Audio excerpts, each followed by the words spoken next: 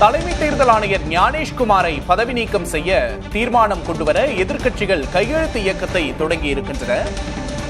தற்போதைய அண்மை செய்தியை பார்க்கிறோம். 100க்கும் மேற்பட்ட எம்பிக்களின் ஆதரவோடு நாடாளுமன்றத்தில் பதவி நீக்க தீர்மானம் கொண்டுவர முயற்சிகள் நடக்கின்றன. தற்போதைய அண்மை செய்தியை பார்க்கிறோம். தலைமை தேர்தல் ஆணையர் ஞானேஷ்குமாருக்கு எதிராக எதிர்க்கட்சிகள் அணி திரண்டிருக்கின்றன.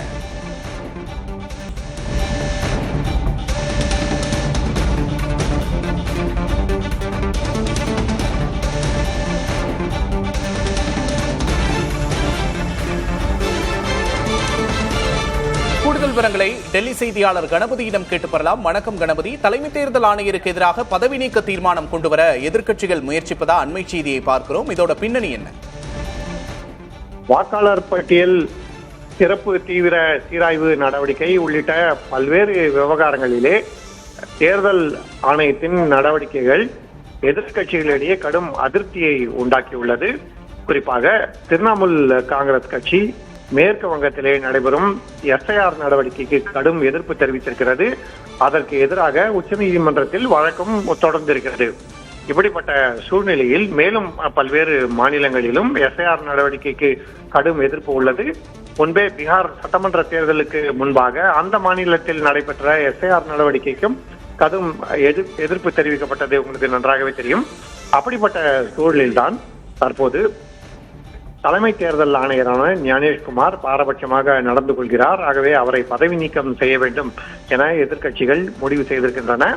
ஆகவேதான் அதற்காக மக்களவை மற்றும் மாநிலங்களவையிலே உறுப்பினர்கள் கையெழுத்திட்ட இதற்கான மனு சமர்ப்பிக்கப்பட உள்ளது.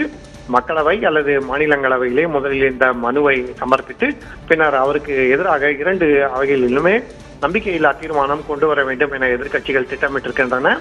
இந்தியா கூட்டணி கட்சிகள், அதாவது காங்கிரஸ், திமுக, திரிணாமுல் காங்கிரஸ், சமாஜ்வாதி கட்சி உள்ளிட்ட கட்சிகள், இதை தவிர அந்த கூட்டணியில் இல்லாத ஆம் ஆத்மி கட்சி ஆகிய கட்சிகளும் இந்த நடவடிக்கைக்கு ஆதரவு தெரிவித்து வருகின்றன. ஆகவே தற்போது மக்களவை சபாநாயகர் ஓம் பிர்லாவுக்கு எதிராக நம்பிக்கையில்லா தீர்மானம் வந்தது போலவே தலைமை தேர்தல் ஆணையர் ஞானேஷ்குமாருக்கு எதிராக அடுத்ததாக நம்பிக்கையில்லா தீர்மானம் வரும் என கருதப்படுகிறது.